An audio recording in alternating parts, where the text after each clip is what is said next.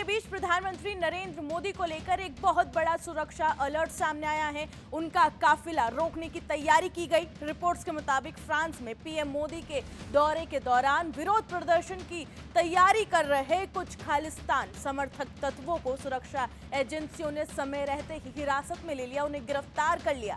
दावा यह है कि यह पूरा घटनाक्रम प्रधानमंत्री मोदी और कनाडा के प्रधानमंत्री मार्क कार्नी की अहम मुलाकात के तुरंत बाद सामने आया है। आखिर क्या थी इनकी योजना, क्या थी इनकी प्लानिंग, फ्रांस को कैसे इसकी भनक मिली और इस मामले में एसएफजे का नाम क्यों सामने आ रहा है, आइए इस पूरे मामले को समझते हैं। नजर बता दें कि फ्रांस में आयोजित G7 शिखर सम्मेलन के दौरान प्रधानमंत्री नरेंद्र मोदी की सुरक्षा को लेकर एक बहुत बड़ा घटनाक्रम सामने आया है। विभिन्न मीडिया रिपोर्ट्स और खुफिया सूत्रों के हवाले से ये दावा किया जा रहा है कि प्रतिबंधित संगठन सिख फॉर जस्टिस यानी एसएफजे के जुड़े कुछ समर्थक प्रधानमंत्री मोदी के कार्यक्रम के दौरान विरोध प्रदर्शन की तैयारी कर रहे थे, उनका काफिला रोकने की तैयारी कर रहे थे। बताया जा रहा है कि प्रधानमंत्री मोदी और कनाडा के प्रधानमंत्री मार्क कार्नी के बीच हुई अहम द्विपक्षीय बैठक के बाद ये प्रदर्शनकारी सक्रिय होने वाले थे।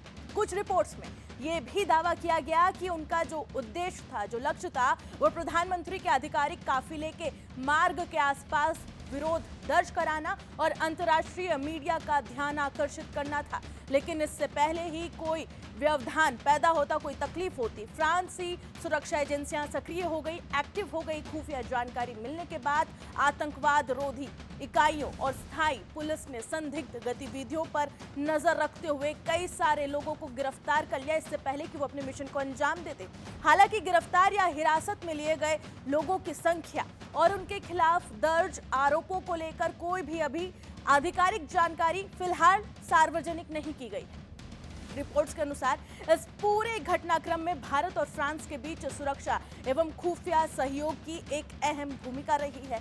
दोनों देशों की एजेंसियों के बीच लगातार समन्वय के चलते संभावित सुरक्षा जोखिम को पहले ही आकलन कर लिया गया और उसे निपटा दिया गया, और यही वजह रही कि किसी भी संभावित स्थिति को समय रहते ही कंट्रोल कर लिया गया। अब सवाल है कि आखिर एसएफजे क्या है और इसे लेकर इतनी चर्चा क्यों हो रही है। सिख फॉर जस्टिस यानी एसएफजे की स्थापना वर्ष 2007 में अमेरिका में हुई थी। यह संगठन लंबे समय से अलग खालिस्तान की मांग उठाता रहा है। इसके प्रमुख चेहरों में पन्नू का नाम सबसे ज्यादा चर्चा में रहता है। संगठन के रेफरेंडम 2020 नाम से एक अभियान भी चलाया गया था, जिसके जरिए दुनिया भर में बसे सिख समुदाय के बीच खालिस्तान के समर्थन में जनमत जुटाने की कोशिश भी की गई थी। भारत सरकार ने एसएफजे को गैर कानूनी गतिविधियों के आरोप के आधार पर रिस्ट्रिक्शन लगा दिए और इसे प्रतिबंधित संगठन घोषित किया। क्यों? क्योंकि इसमें प्रधानमंत्री मोदी के काफिले को रोकने की प्लानिंग की गई थी, उनके काफिले को रोककर वहां पर प्रदर्शन करने की प्लानिंग की गई थी और ऐसी स्थिति में यहाँ पर पीएम मोदी की सुरक्षा में सेंध भी लग सकती थी। ऐसे में समय रहते ही इस पूरी घटना को, इस पूरे हादसे को होने से पहले ही रोक दिया गया। इस पूरी रिपोर्ट पर आपकी क्या राय है, कमेंट सेक्शन में मुझे जरूर बताएं। बाकी तमाम खबरों के लिए आप बने रहें जी न्यूज़ के साथ।